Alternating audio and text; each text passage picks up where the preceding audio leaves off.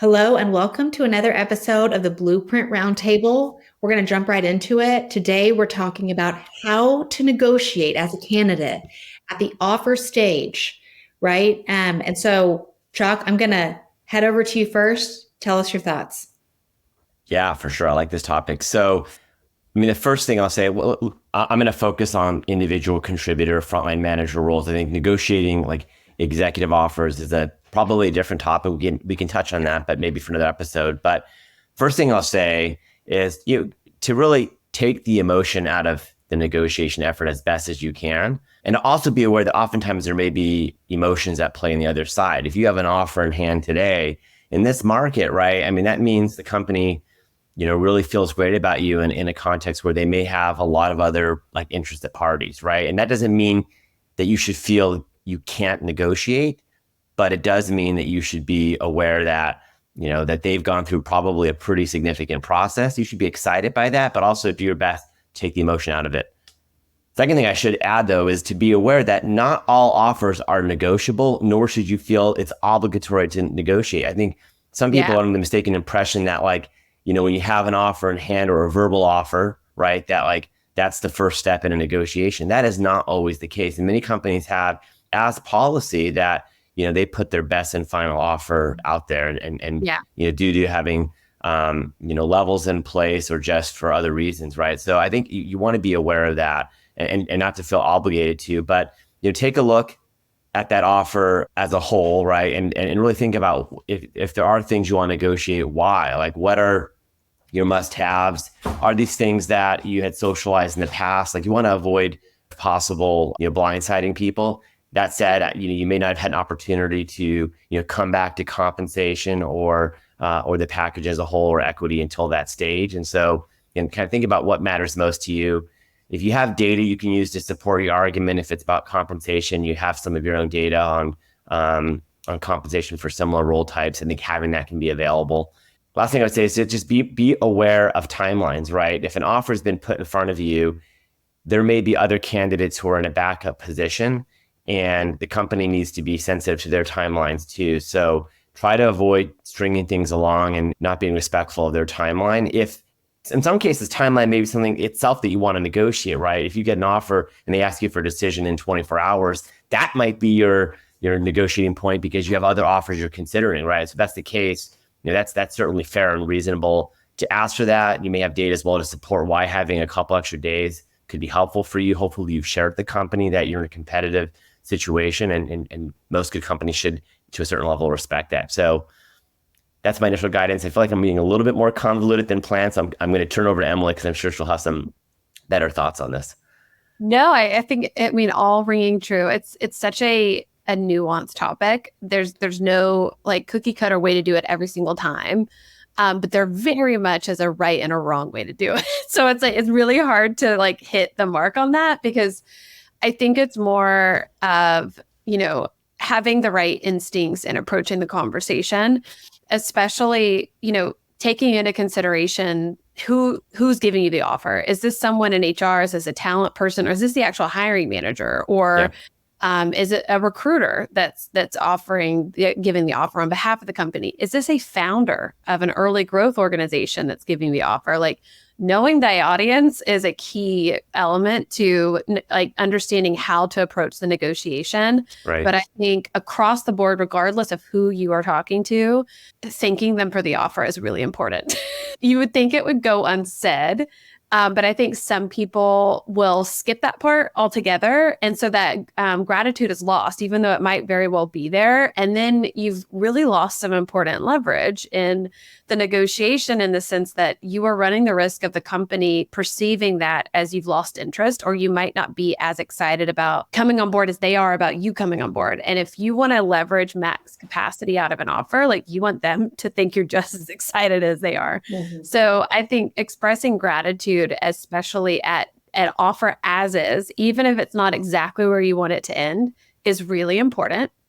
And I think not necessarily choosing your battles, but genuinely having a conversation with yourself around what it is that you actually want. I think asking just to ask is typically perceived by the other party.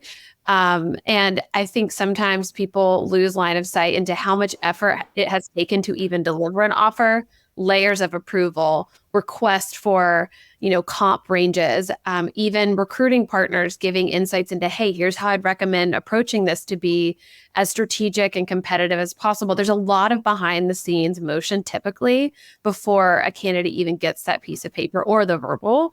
And so expressing gratitude for the effort that went into that is important. I have a question for you both. I have an opinion on this too, but when do you think, if you get an offer and maybe you have a couple of others that are in hand, we should also talk about what in hand means, because it may be a verbal offer. Many companies don't want to give you the written offer until you verbally indicate you want to go forward, which maybe can be another topic, but you have an offer in some form from the company, and then you have others. And if the company that extends that offer to you that we're discussing here is your preferred choice, does disclosing that take away your leverage, or do you think you should tell that company that it's my intent to go forward with you? Here's what I'm looking for. I think that transparency is key. And I don't think that you lose leverage at all. I think, in fact, you almost start positioning yourself as part of their team of like, hey, I want you to win here, but this is what I'm going to need in order to say yes to you guys. I want to say yes to you. However, I have this offer here. And where comp is not the complete determining factor, you guys are far enough away to where I am having to consider it. Is there any room to get closer? Yeah. I think that's the approach that more often than not would work really well in the candidate's favor. Yeah, I totally agree. I think the thing that we haven't talked about here that we probably should highlight, we often talk about how interviewing is archaic, right?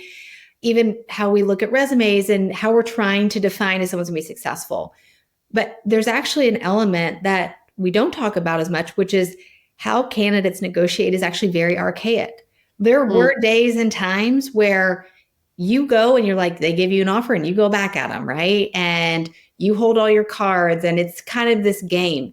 We are not there anymore. And that is so important that the last 2 decades of, the golden era where we've been, we're not there. And if you are in a go-to-market role in particular, which is going to be, on the sales, customer success, or marketing side, I don't care what position, entry level or senior level, it takes more time to figure out if you're going to be successful, right? Versus there are some other roles where you can figure that out pretty quickly. Companies are being held very accountable for their hires. And we have seen as a firm that even if companies found their diamond in the rough, their needle in a haystack that they've been looking for and they love it, if one thing goes wrong at that offer stage, they'll walk away. That's how much people are there. There's no risk that they are willing to take. And so what candidates have been told, I don't think a lot of them really understand that stage. And that's why, going back to your question, Chuck, and agreeing with what Emily said, anything that feels like they're being blindsided, that they're being played, or that they can't read you is going to immediately start sending off yellow red flags for them. And they're going to go, nope, if there is 1% of risk being added here, I'm removing it. And so we're not in a stage where, companies are trying to be transparent. Here's my comp. Here's what all those things look like. That's not to say, Chuck, you said one thing where you're like, you could tell them the company you have. I don't agree that you need to tell them the companies you have one, because I do think that can cross the line a little bit where like companies will start trying to tell you why they're better. So I just think you don't need to tell them who you're getting offers from. Oh, I didn't mean to say that. Agreed. I would never share the name. I just meant you can share that you have. Yeah, 100%. Yeah, like you don't need to share the names. That's okay. I wouldn't. That level of transparency there's a line, but like they need to know that you're excited, that you care, and how you handle that offer. Like I think this year we have had more, like we get to offer stage now and we know like there's still a lot of work to be done. Honestly, it's the hardest stage in recruiting right now, as ironic as that is, because they might love you. You might be the only person out of tons of folks and months that they've interviewed that they loved and liked. But if you do one thing wrong, it's over. And so I think when, this is July of 2024 that we're filming this. If you're watching this a year ahead or in future years, maybe we're not in that state. I think we're going to be in this state for a while. But for 2024, buckle up, because especially if you're in those go-to-market roles or, even other ones in that sense, the offer stage is where everything can fall apart, and it's on you to make sure that you depict your excitement and also that you're not blindsiding or playing games. That should be the easiest stage for the candidate side. And I think a lot are getting confused of how to handle that, or they think they have the upper hand. Let me be very clear. You do not have the upper hand. It doesn't matter how much you're loved. That was 2018, 2019, not 2024. Yeah. I mean, I think it's important too. And I feel like maybe it's just being on the recruiting side of the world now. So I see it more often. It doesn't happen often. It's not something that is like a standard practice, but just like a candidate, even though you've signed an offer letter, they can decide to not show up that start date. I've seen companies, even being willing, depending on how you handle yourself and the rapport that you continue to build from signature to start date. Like it's not a done deal. And so I think just handling yourself with a level of professionalism, celebrating and being really excited. It's a big deal. You got a job offer, but also realizing that like it's a job and you might not have started there yet, but you have to be professionally polished at each and every stage.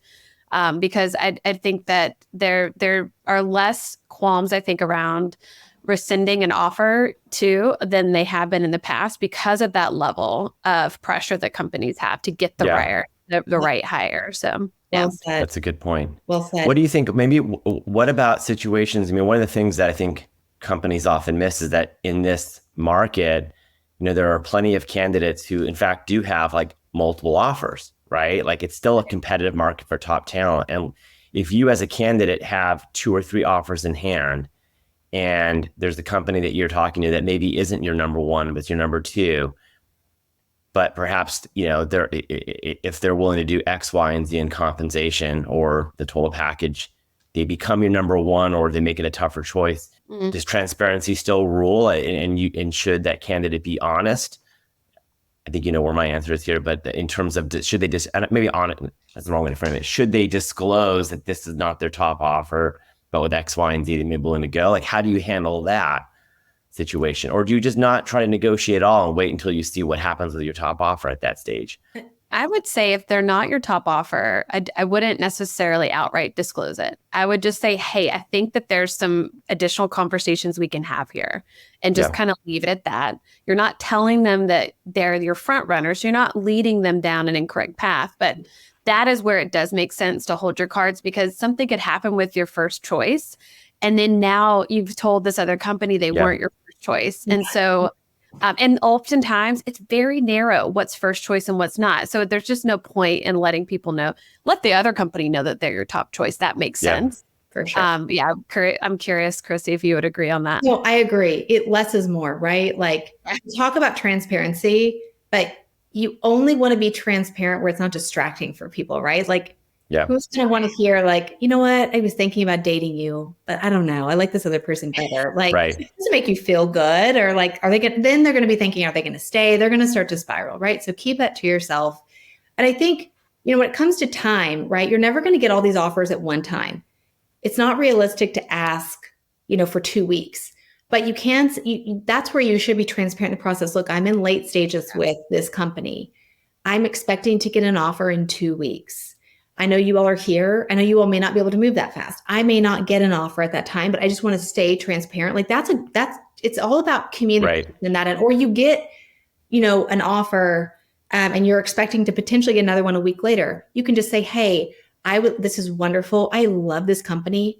I'm just finishing out this final interview process that I've put a lot of work into. You all are my preferred.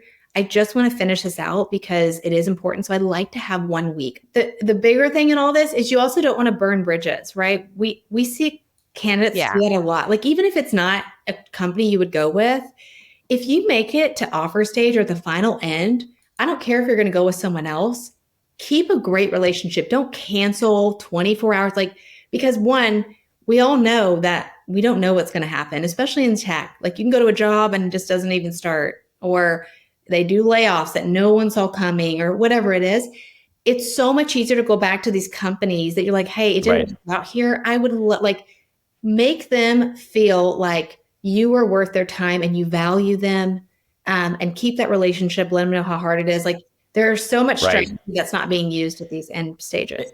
It occurred to me as you were going, this would be my closing comments on this, and then curious to your thoughts on this, but it really, as with so much, everything we are recommending to candidates is exactly how we try to run our practice as recruiters, insofar as we want to always over communicate as best as we can, be transparent. Sometimes that does mean you can't always share everything given circumstances, but you always want to be as transparent and communicative as possible.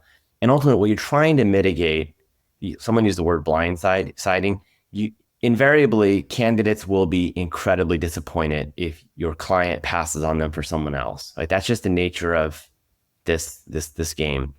And you can't do anything about that. But you can do something about mitigating people being blindsided, right? And you do that through communication and constantly giving them context. If a search is competitive, you want candidates to know it's competitive. That doesn't always mean you can tell them they are not the number one, but you want to let them know that they are a finalist, it's competitive, where they're doing great, like reinforcing all the positive feedback along the way. But if they ultimately don't get the offer, right, you want to minimize as much as you can and feel like, wow, that really came out of left field. Yeah. And it's the same thing we're saying to candidates, right? When you are negotiating offers, and Chris, I think that goes to your point. If you are being, as communicative as you can, not always sharing everything, but as much as you can based on circumstances, you will minimize blindsiding the hiring manager, and you're probably building a relationship. And actually, I think about it, I've done this as a candidate in my past too, where I've turned down offers, and those have become great additions to my network because I did comport myself as a professional. Yeah. No, I think this is great. We could probably do a couple more of these. We'll see what our audience thinks. But I know this was longer than our typical roundtable, but it is such a hot topic right now. And I hope as many people can watch as possible, share it with friends, share it with family, share it with your colleagues, anyone that you know, because this is the world we're in when it comes to offers. And if you do this right, it's going to be a great experience. We want everyone to land that job that they want and make sure that they're using the skills and things that are needed for today's environment, not ones from 5 years ago. But that's all the time that we have today. Make sure to follow us on our YouTube channel. You can find us on Apple or Spotify podcast. And then go to our website, www.blueprintexpansion.com. Until next time, we'll see you later.